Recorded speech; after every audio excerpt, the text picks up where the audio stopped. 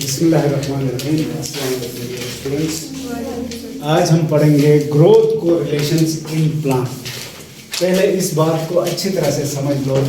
ये फ़र्ज़ करें हमारे पास एक पौधा है, ये रूट है, ये लीफ है, ये इसकी स्टेम है और शाख है। शाख भी स्टेम है, मैं बार बार कहता हूँ। ये फ्लावर है। ये पौधे के सारे पार्ट एक दूसरे के ऊपर डिपेंडेंट हैं। मसलन रूट लीफ पर डिपेंड करती है, लीफ रूट पर डिपेंड करता है। रूट पानी एब्जॉर्ब करके लीफ तक लाएगी तो वो खुराक बनेगी। वो खुराक इधर भेजेगा तो रूट जिंदा भी रहेगी, एब्जॉर्प्शन करेगी। इसी तरह अगर लीफ बड़ा हो गया तो इसका असर पौधे की ग्रोथ पर भी होगा। इसी तरह शाखें निकलेंगी, फूल बनेगा, सारे एक दूसरे की ग्रोथ को मुतासिर करते हैं। इस एक्शन को कहा जाता है ग्रोथ कोरिलेशन। अभी मफहूम मैंने नहीं बताया, मैं दोबारा बताता हूँ। Effect of growth of one part of plant on the growth of other part of the same plant is called growth correlation. दो पौधों की बात नहीं कर रहा हूँ।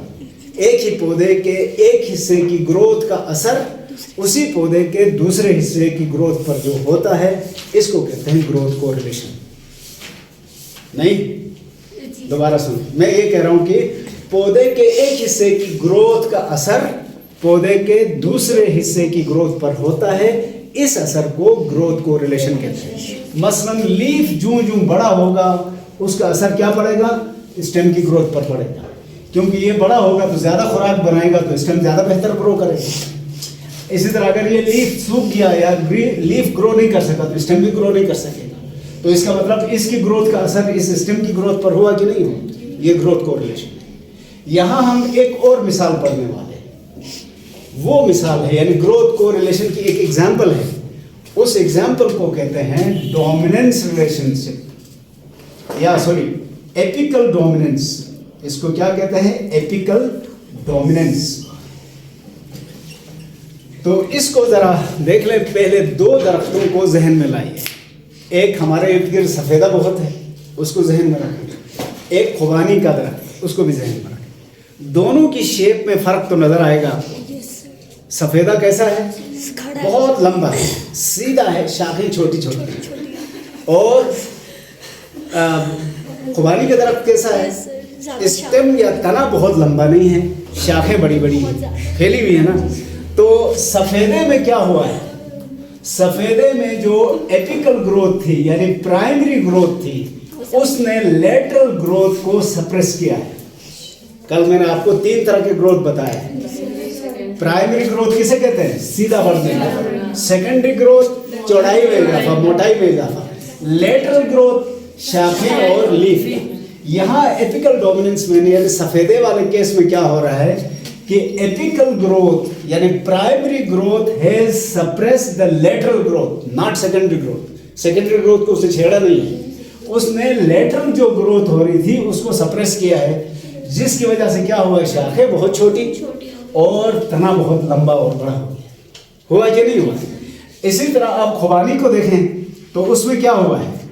Lateral growth has suppressed apical growth. खुबानी वाले केस में ब्रांच की ग्रोथ वो ज्यादा थी, उसने एपेक्स की ग्रोथ को रोका है या उसको दबाया है, जिसकी वजह से शाखें तो बड़ी बड़ी हो गई लेकिन तना बहुत लंबा नहीं हो सका।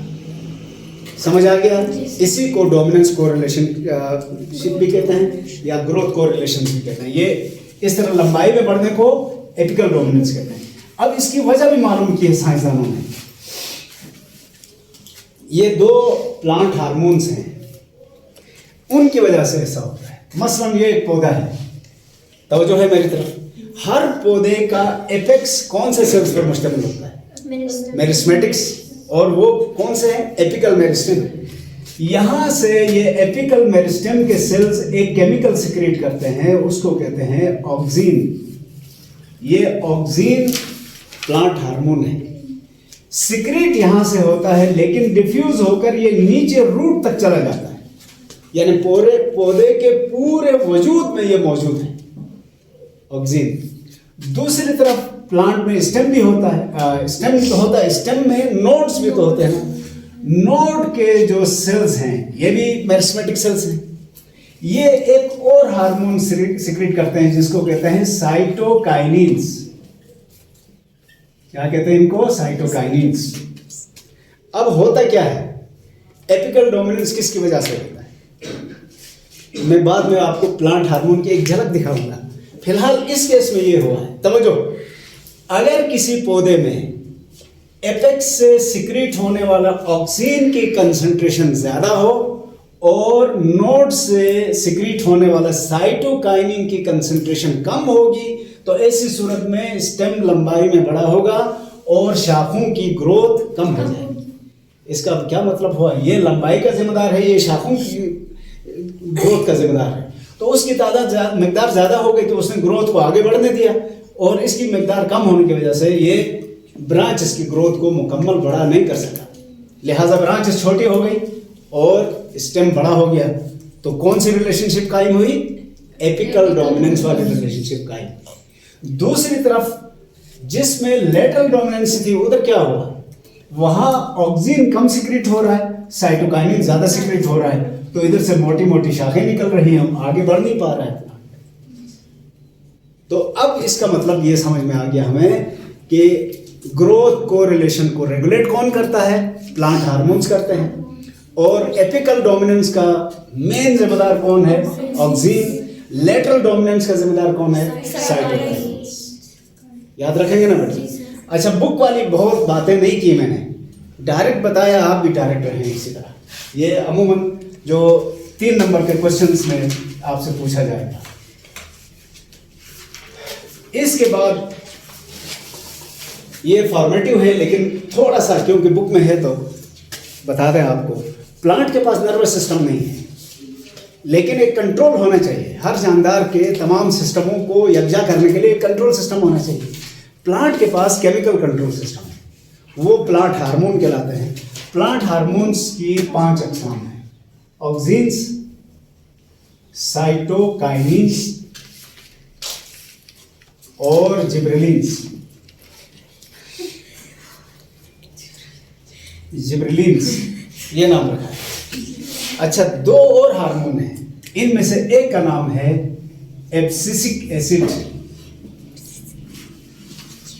एब्सिसिन भी कहते हैं इसको, और दूसरा है इथीन। इनमें से ये तीनों पॉजिटिव इफेक्ट रखते हैं, ये दोनों नेगेटिव इफेक्ट रखते हैं। नेगेटिव पॉजिटिव हमारे हिसाब से पौधे के लिए दोनों ठीक है, बशर्ते कि वो मुकर्रर वक्त पर काम करें। अब देखें, फर्ज करें एक हमारे सामने एक पौधा है, सफ़ेदे को ही जहन में रखें। मार्च में ये ग्रो करना शुरू करेगा, पत्ते भी आएंगे, शाखें भी बनेंगी, लंबाई में भी इजाफा होगा। जाके इस वक्त किस हालत में है? पत्ते गिर चुके हैं, ग्रोथ रुक चुकी है, रिप्रोडक्शन रुक चुकी है, सब कुछ सिर्फ जिंदा है ना। तो होता क्या है? ऑक्सीन, इंडोल एसिटिक एसिड कहते हैं, IAA, ये ग्रोथ को तेज करता है, रूट की, स्टेम की, हर जगह की ग्रोथ। साइटोकाइनिन सेल डिवीजन को तेज करता है, ग्रोथ इससे भी तेज हो जाती है। लेकिन ये बर्ड डॉर्मेंसी को ब्रेक करता है। बर्ड्स इस वक्त डॉर्मेंट हैं सारी। बर्ड से मुराद नोड को ये एक्टिवेट करा के वहाँ फूल खिलाने, लीफ बनाने और ब्रांच बनाने की जिम्मेदारी है। जिब्रेलिन स्टेम इलांगेशन का जिम्मेदार है, स्टेम को लंबा करने का जिम्मेदार है। मैंने एक तस्वीर देखी थी, हंसी आई मुझे भी, एक दफ़ा पढ़ा तो जापानियों ने इसको डिस्क्राइब किया है। सबसे पहले गोभी का आपने देखा होगा, गोभी का तना तो हमें नजर ही नहीं आता, पत्ते ही पत्ते हैं, बहुत छोटा सा, उस पर ये अप्लाई किया है और 2 मंजिल बिल्डिंग के टॉप पर गोभी का स्टेम चला गया। ये इस तरह से, तो स्टेम इलांगेशन का ये जिम्मेदार है। अच्छा, इनके नेगेटिव असरात क्या है? ये एब्सिसिक एसिड या एब्सिसिन ये क्या करता है? बर्ड को डॉर्मेंट कर देता है, लीफ को गिराता है, पके हुए फल को गिराने की जिम्मेदारी है। तो ये बज़ाहिर नेगेटिव है ना, लेकिन ये कब करता है? जब आगे हालात अच्छे नहीं हो, मौसम बहुत मुश्किल हो जाए तो ये रिलीज होगा। रिलीज होने के बाद पहले फल गिरेंगे, फिर लीफ गिरेंगे, फिर जो बर्ड्स जो एक्टिव थी वो डॉर्मेंट हो जाएंगी ताकि अगले सीजन में वो एक्टिव हो जाए। तो बर वक्त फैसला हुआ तो अच्छा हुआ ना प्लांट के लिए। इथीन क्या करता है, ये फलों को पकाने का जिम्मेदार है। फल पकने की बहुत सारी अलामतें हैं, उनमें से एक अलामत फलों का रंग चेंज हो जाता है। तो ये फलों का रंग चेंज कराता है। तो ये आप अक्सर सुनते हैं, अफवाहें भी बहुत ज़्यादा है ना, पाकिस्तानियों को अफवाहों का भी बड़ा शौक है। तो ये अफवाहों को बड़ा सीरियसली सुनते हैं, तो फ़ौरन दूसरे तक जब तक ना पहुँचाएं बेचैन होते हैं। तो एक अफवाह बहुत ज़बरदस्त आपने सुनी होगी, ख़ासतौर पर ये तरबूज के बारे में, कि इसमें इंजेक्शन लगा के इसको शुरू किया गया है। टेस्ट तो है नहीं, इंजेक्शन नहीं है, ये इथेन गैस है। इसका स्प्रे करते हैं तो फल बाहर से रंगीन खुशनुमा लगने लगता है, ऐसा लगता है पका है, खाओ तो अंदर टेस्ट नहीं है, क्योंकि टेस्ट तो उसने अपने हिसाब से डेवलप करना था ना। तो ये जब एक पौधे का फल पके, उससे रिलीज होते ही हवा में फैल जाता है। तो आसपास जितने दरख्त हैं उन तक ये पहुंचता है, फिर सब रिलीज करते हैं, सबका फल पक के तैयार हो जाता है। पके हुए फल को तोड़वाने का जिम्मेदार ये है। और अब आज आप ये भी जहन में रखें, दरख्तों के जो पत्ते गिरते हैं हम ये समझते हैं कि हवा की वजह से गिरते हैं, ऐसा नहीं। पत्ते गिराने के जिम्मेदार ये है। ये भी जरा देख लें, पत्ते के ये हिस्से हैं ना, ये लेमिना या ब्लेड कहलाता है, ये पेटियोल कहलाता है। इस पेटियोल का आखिरी हिस्सा यूं होता है, वी शेप का, इसको पल्विनस कहते हैं, पल्विनस। और इसकी मदद से ये स्टेम के साथ जुड़ा है। एब्सिसिक एसिड इस पर अप्लाई होता है, इसके सेल को एक तरह से मार देता है या टर्जिडिटी खत्म करता है। मर जाए या टर्जिडिटी खत्म हो जाए तो ये अलग हो जाएंगे, तो लीफ तो गिर गया ना। तो लीफ ड्रॉप का जिम्मेदार ये है। अब आप यूं समझ लें, अगर धड़ाधड़ किसी दरख्त से लीफ गिर रहे हैं तो क्या मतलब हुआ, उसमें इस हार्मोन की कंसंट्रेशन ज़्यादा हो गई है, रिलीज हो गई है, इसलिए लीफ गिर रहे हैं। और जो गिरने के लिए तैयार था वो हवा चलेगी तो और ज़रा चलती, बस ये। तो इनको फॉर्मेटिव में रखा है, इसलिए मैंने जस्ट आपको इनका एक एक काम आपको बता दिया। अब आता है असल डिस्कशन हमारा। इस चैप्टर का अहम तरीन टॉपिक है, लेंदी क्वेश्चंस में भी आता है शॉर्ट में, वो है फोटो पेरियोडिज्म। पहले लफ्जी तर्जुमा। फोटो का मतलब लाइट, पीरियड का मतलब वक्फा या ड्यूरेशन कहेंगे ना, और पेरियोडिज्म का मतलब क्या हुआ, फिर ये मानी बदल जाएंगे आप। क्या है, तवज्जो से सुनना। Effect of photo periods on flowering of plant. पहले फ्लावरिंग को समझें।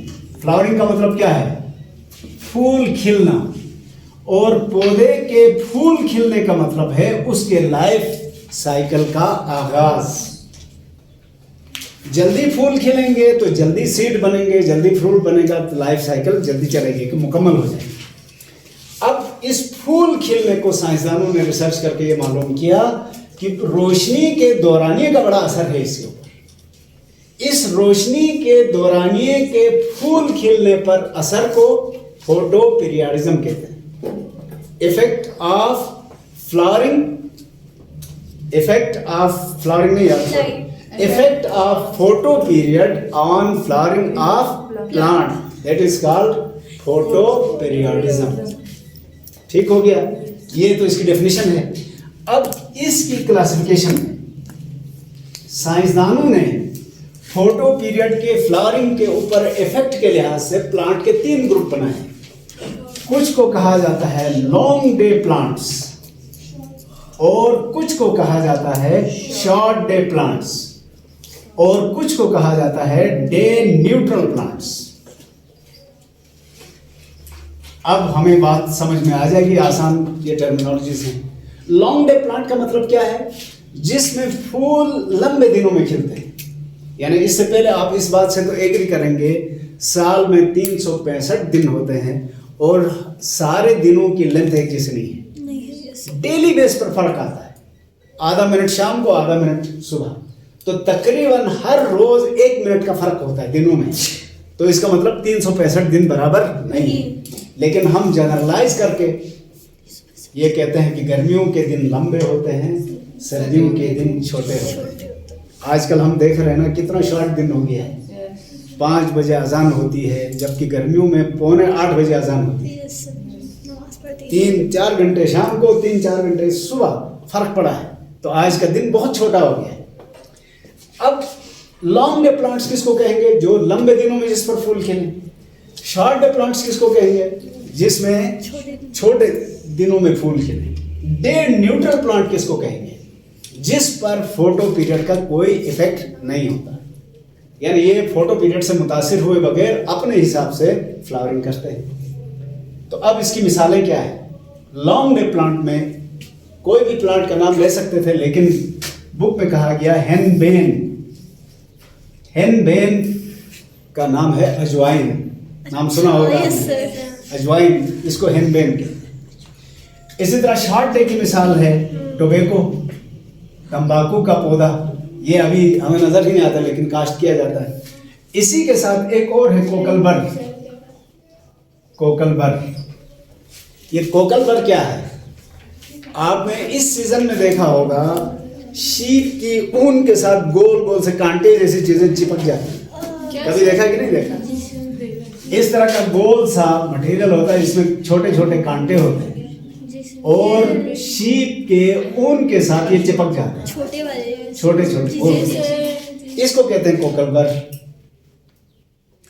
तो ये कोकलबर और टोबैको प्लांट क्या है? Short day plants. और न्यूट्रल प्लांट क्या है? टोमेटो। जो टमाटर है, ये किसी भी सीजन में ग्रो कर सकता है। इसके ऊपर लंबे और छोटे दिनों में इसमें किसी भी सीजन में फूल आ सकते हैं। तो ये 3 कैटेगरीज के हो गए प्लांट्स, फ्लावरिंग के हिसाब से, फोटो पीरियड के इफेक्ट के हिसाब से। सर रोजेस को डे न्यूट्रल प्लांट कह सकते हैं? रोजेस को इसमें रखा गया गार्डन शॉर्ट डे में, लॉन्ग डे में। अभी भी खिलते हैं ना सर? ये तो मॉडिफाई किए गए ना, ये नेचुरल नहीं है। नहीं है, बहुत सारे हैं, मसलन अभी रंग भी चेंज किए गए हैं। अभी ये जो फूल खिलने का सीजन भी इनका चेंज हुआ है, तो ये मॉडिफिकेशंस हुई हैं ग्राफ्टिंग के जरिए भी, जेनेटिक इंजीनियरिंग के जरिए, क्रॉस ब्रीड या हाइब्रिडाइजेशन के जरिए, इसलिए ये ओरिजिनल नहीं। तो ओरिजिनल ना होने की वजह से अब वो आप उसको इधर रख सकते हो कि डे न्यूट्रल प्लांट।